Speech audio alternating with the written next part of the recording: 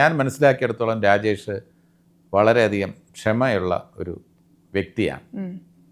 ഞാൻ ഊഹിച്ചെടുക്കുകയാണ്, അങ്ങനെ ഒരു അനുഭവം ഒന്നും ഉണ്ടായിട്ടില്ല, ഞങ്ങൾക്ക് ആർക്കും ഉണ്ടായിട്ടില്ല. എന്നാലും ഞാൻ പറയാണ്, രാജേഷിൻ്റെ ക്യാരക്ടറും രാജേഷിൻ്റെ പേഴ്സണൽ ജീവിതമായിട്ട് ബന്ധമുണ്ട്. കാരണം രാജേഷ് മാക്സിമം ക്ഷമിക്കുന്ന ഒരാളാണെന്ന് എനിക്ക് തോന്നുന്നു. ഇപ്പം ഒരു ക്ഷമിക്കുന്ന ആളാണ്, പക്ഷേ ഒരു ലിമിറ്റ് കഴിഞ്ഞാൽ രാജേഷ് വയലൻ്റ് ആവും എന്നാണ് എൻ്റെ. അത് എതിർക്കാം. ഞാൻ റീഡ് ചെയ്യാണ് ഒരു അധ്യാപകൻ എന്ന നിലയിൽ. ഞാൻ രാജേഷ് അങ്ങനെയല്ല. ചിലര് എത്ര ക്ഷമിച്ചാലും വീണ്ടും വന്നിരുന്നാലും വീണ്ടും ക്ഷമിക്കും. അങ്ങനെയുള്ള ആൾക്കാരുണ്ട്. അല്ല, അങ്ങനെയുള്ള ചിലരുണ്ട്. ചിലർ എന്ത് വന്നിരുന്നാലും എത്ര അറ്റാക്ക് ചെയ്തിരുന്നാലും വീണ്ടും ക്ഷമിക്കും. വീണ്ടും നീ എന്നിട്ട് വീണ്ടും ക്ഷമിച്ചു, അവൻ ഇങ്ങനെ പറഞ്ഞില്ലേ, പോട്ട്, വീണ്ടും അവൻ നിന്നെ അടിച്ചില്ലേ, പോട്ടടേ. ചിലർ അങ്ങനെയല്ല എന്ന് പറഞ്ഞു. വീണ്ടും ക്ഷമിക്കുന്ന നമ്മൾ ഉദ്ദേശിച്ചത് അതല്ല.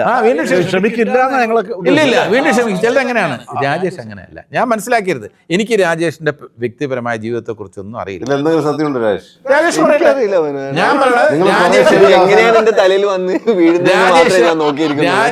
ഞാൻ പറഞ്ഞല്ലോ, ഞാൻ ഇത് തെറ്റാണെങ്കിൽ രാജേഷിന് പറയാം, എന്റെ മനഃശാസ്ത്രം തെറ്റിപ്പോയെന്ന് രാജേഷിന് പറയാം. രാജേഷ് ഞാൻ പറഞ്ഞു തീർത്തോട്ടെ.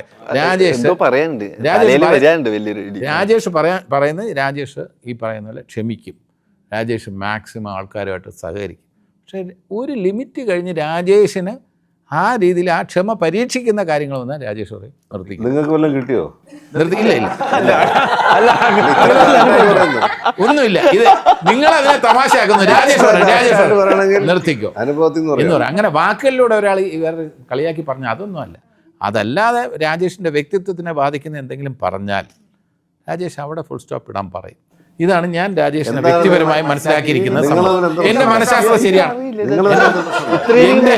എന്റെ മനഃശാസ്ത്രം ശരിയാണോ എന്നുള്ളത് രാജേഷ് പറയട്ടെ. എനിക്കൊന്ന് രാജേഷ് അവിടെ നിക്കില്ല, അവിടെ നിന്ന് പോകുമായിരിക്കും, പക്ഷെ പറയുമെന്ന് തോന്നില്ല, അവിടെ നിക്കില്ല അല്ലേ. ഞാൻ മിക്കവാറും ഓടിക്കളയാൻ നാടകത്തിലൊക്കെ എതിർക്കില്ല, ഒന്നും പറയില്ല. പക്ഷെ നല്ല സത്യസന്ധമായിട്ട് പറയണം. രാജേഷ് എന്തായിരിക്കും ഒരു നിലപാടെന്നുള്ള രീതിയിൽ. രാജേഷ് ഇടിക്കും എന്നല്ല ഞാൻ പറയുന്നത്, അല്ല, ചീത്ത വിളിക്കും. ശക്തമായി പ്രതികരിക്കുന്നതാണ് ഞാൻ ഊഹിക്കുന്നത്. ഒഴിഞ്ഞു പോകാതായിരിക്കും സാധാരണ നടക്കുക.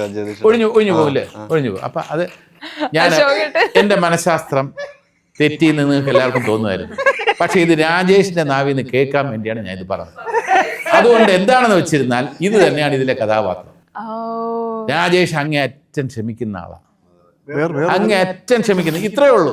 നമ്മളിപ്പോൾ പറയുമ്പോൾ ഒരാൾ എങ്ങനെ വേണമെങ്കിലും നമുക്ക് റിയാക്ട് ചെയ്യണം. എന്തെങ്കിലും പറയടാന്ന് പറഞ്ഞാൽ അവിടെ പോലും ഒരു ഗാന്ധി മാർഗം സ്വീകരിക്കുന്നതാണ്. ധീരനെ കുറിച്ചിട്ടാണ് അവിടെ പോലും ഗാന്ധി മാർഗം.